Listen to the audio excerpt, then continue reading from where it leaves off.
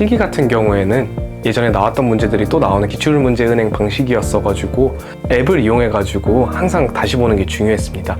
1과목과 2과목과 3과목 같은 경우에는 이제 계산이 자주 나오기도 하고 이제 이론 같은 거를 이해하면은 넘어갈 수 있는 과목이었지만 4, 5과목 같은 경우에는 법규와 기준이 많이 나왔기 때문에 사실상 이 모든 거를 이해하고 넘어가는 거는 불가능했습니다. 그렇기 때문에 필기로 4, 5과목을 반복해서 풀면서 이 문제에 대한 답은 이거다 이런 식으로 그냥 단순하게 공부하는 게 중요했습니다. 하지만 그럼에도 불구하고 4과목 같은 경우에는 이제 계산 문제가 좀 많았기 때문에 그런 부분에 한해서는 이제 1, 2, 3과목 풀 때 같이 책을 활용해서 문제를 푸는 걸 추천드리겠습니다.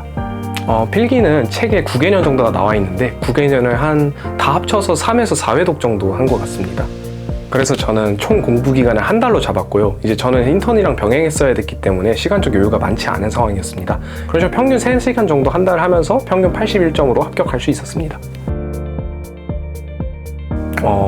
제가 실제로 실기 시험을 보기 전에 굉장히 많은 압박감을 받았습니다. 왜냐면 대기 환경 기사 같은 경우에는 제가 알기로 22년도 초 중간부터 획득률이 굉장히 낮아져가지고 심할 경우에는 10% 언더로 내려가는 경우도 있다고 제가 들었고, 그래서 제가 보건 문제를 봤을 때도 왜 합격률이 이렇게 저조한지, 왜 이렇게 악랄하다고 유명한지 알겠더라고요.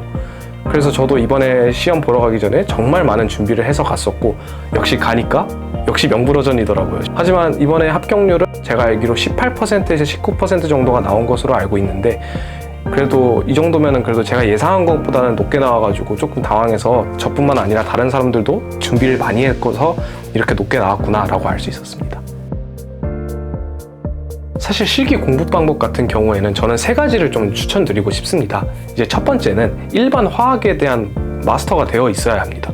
왜냐면 이게 제가 수질 환경 기사도 공부를 했지만 대기 환경 기사에도 마찬가지로 화학 반응식을 세워가지고 반응식을 이용해서 계산하는 문제가 나오는데, 이를 위해서는 좀 몰수를 세우고 그거를 뭐 질량으로 바꾸고 그런 변환 과정들이 완벽하게 돼 있어야 됩니다. 그래야 문제가 조금씩 변형돼서 나와도 풀 수 있기 때문에, 하다못해 부분 점수라도 존재한다면 얻을 수 있기 때문에 일반 화학에 대한 마스터를 좀 철저히 하고 실기 공부를 진행하는 것을 추천드리겠습니다. 그리고 두 번째는 뭐 예를 들어 대기 환경 기사에서 Na2SO4 뭐 이런 게 뭐랑 반응해서 뭐가 나온다. 사실 이게 저도 기억이 잘 안 나는데 그런 게 굉장히 많아요. 근데 이런 거는 솔직히 저는 화학을 전공한 사람은 아니지만 화학을 전공한 사람이라고 해도 이거를 완벽히 알 수 있을까 하는 의문이 들 정도로 그런 게 조금 풀 때 난해합니다. 왜냐면 화학은 마스터가 되어 있는데 A랑 B가 반응해서 뭐가 나올지 모른다면 문제를 풀 수 없기 때문이죠. 그렇기 때문에 문제를 풀 때 화학 반응식들을 전부 다 적어가지고 얘랑 반응하면 얘가 나왔지, 이런 거를 외우는 거를 추천드립니다. 그리고 세 번째는 대기환경 기사 실기는 이론 문제를 좀 많이 여쭤봅니다. 근데 제가 개인적으로 느꼈던 거는, 이거는 제 주관적인 의견일 수도 있는데, 좀 물어보는 가지수가 좀 많은 느낌이었습니다. 예를 들어 뭐 2가지를 서술하시오, 3가지를 서술하시오. 근데 대기 같은 경우에는 5가지, 심하면 6가지를 서술하라고 나와 있더라고요.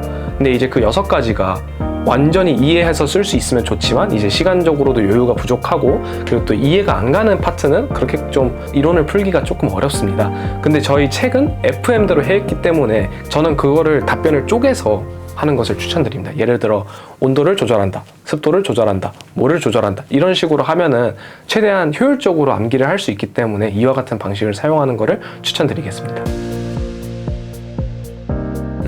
이제 무료 영상을 보다 보면은 이제 필기 때도 그렇고 실기 때도 그렇고 이 선생님께서 유치하지만 기억에 잘 남는 그런 암기법을 만들어 주십니다. 이때 리차드 선수의 공식을 반드시 암기를 해주는 게 중요한 포인트가 되는데, 예전에 제가 해외여행을 갔을 때 유자차를 가지고 해외여행 간 적이 있습니다.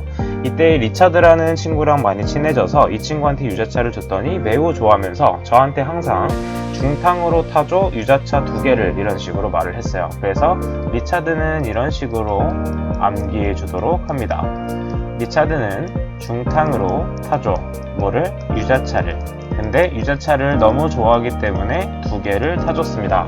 그래서 리차드 선수는 이렇게 암기해 보도록 할게요. 중탕이기 때문에 중력 가속도, 그 다음에 절대 온도 T, 그 다음에 타조는 온도차랑 그 다음에 고도차, 유자차는 U와 Z이기 때문에 풍속차와 고도차로 생각해주면 되고, 유자차가 2개이기 때문에 제곱이 들어간다 라고 생각을 해주면 되겠습니다.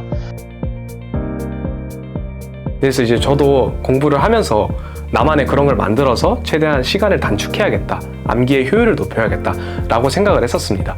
그게 제가 알기로 22년 4회차의 문제였었는데, 커닝엄 보정계수가 뭐 어떤 상황에서 뭐 A가 커지면은 정답이 어떻게 된다, 작아진다, 커진다, 그런 식으로 그냥 동그라미만 정답을 하면 되는 문제였는데, 그러니까 상대적으로 찍기만 해도 정답률이 8분의 1은 되니까 굉장히 높았는데, 아까 말했듯이 암기 분량이 굉장히 많다고 했잖아요. 근데 이제 설마 22년도에 냈는데 똑같은 문제를 또 내겠어? 라고 생각을 했습니다. 그래가지고 커닝엄 보정계수, 그때 정답이 커진다, 작아진다, 커졌다였거든요. 그래서 저도 마찬가지로 커닝엄이라는 글자가 나오고 뭐 둘 중에 하나 고르는 게 있으면 커자코로 해야겠다 라고 외웠습니다. 막상 시험장에 가니까 그 문제가 똑같이 나온 거예요. 근데 똑같이 나왔는데 그 앞에 부사가 반대로 나왔어요. 그래서 사실상 제가 커자커를 했으면 정답은 반대, 작커작을 했어야 됐는데, 그래서 그 부분 때문에 제가 그 문제를 다 틀렸는데, 그래서 여러분들도 그런 암기지를 만들 때 비교적 최신 거라고 해서 에이 또 나오겠어? 라고 생각하지 마시고, 기왕 외우실 거면은 다 확실하게 외우는 걸 추천드립니다. 제 전공은 이제 건설환경공학입니다. 이제 건설환경공학이 옛날에는 토목공학이었는데, 하지만 저희 학교에서는 상대적으로 이제 뭐 폐수 아니면 환경정학공학 이런 과목들을 통해서 조금 더 물 쪽에 조금 더 관련 공식들에 익숙해져 있었습니다. 물의 흐름, 뭐 Q는 AV라든가 공식 같은 경우는 전공을 통해서 익숙해져 있었기 때문에 저한테는 상대적으로 대기 환경 기사가 훨씬 어려웠습니다. 그리고 뿐만 아니라 대기 환경 기사는 이론 산소량과 실제 산소량이라는 게 나오는데, 거기서 뭐 어떤 거는 나누기 0.22를 해주고 어떤 거는 나누기 0.232를 해주고, 그리고 그거에 대해서 조금 아리까리 할 수가 있거든요. 그런 것 때문에 저는 대기환경 기사가 아무리 난이도가 같더라도 조금 더 어려운 시험이 아닐까 생각하고 있습니다. 올라오는 기업들의 공고를 보면서 얼마 전에 응적성을 응시하기도 했고, 이제 자기소개서 제출이 얼마 안 남은 곳들도 많고, 써야 할 게 굉장히 많습니다. 자기소개서를 쓸 때 가장 중요한 거는 본인이 20살 이후 아니면 뭐 그 전도 상관없습니다. 고등학교부터 지금까지 본인의 성장 과정에서 있었던 모든 경험들을 하나하나 정리하는 게 중요하다고 생각을 합니다. 예를 들어 뭐 어떤 수업을 들었는데 그 수업에서 이런 프로젝트가 있었고, 그 프로젝트에서 뭐 이런 팀플이나 이런 실험을 했는데 그 중에서 얘랑 이런 갈등이 있었지, 그 중에서 교수님이랑 이런 갈등이 있었지, 실험할 때 이런 문제가 있었지, 이런 거를 최대한 상세하게 적어놓는 게 중요하다고 생각합니다. 그리고 이제 그렇게 경험 정리를 맞춰 놓으면은 그 중에서 회사에서 지원 공고가 올라와서 자기소개서 문항이 보여지면은 제가 거기에 딱 부합하는 경험만 딱 뽑아서 이제 변형을 하면 됩니다. 나는 이런 경험을 했으니까 회사에서도 마찬가지로 이렇게 기여를 하겠다. 이런 식으로 사람들과 갈등이 있었는데 회사에서도 이렇게 해서 갈등을 해결해 나가겠다. 어차피 면접은 자기소개서를 읽고 질문이 들어오기 때문에, 그렇기 때문에 더더욱 너무 부풀려서 쓰는 것도 당연히 안 좋겠죠. 왜냐면 나중에 가서 들키면은 더 괘씸해 보일 수도 있잖아요.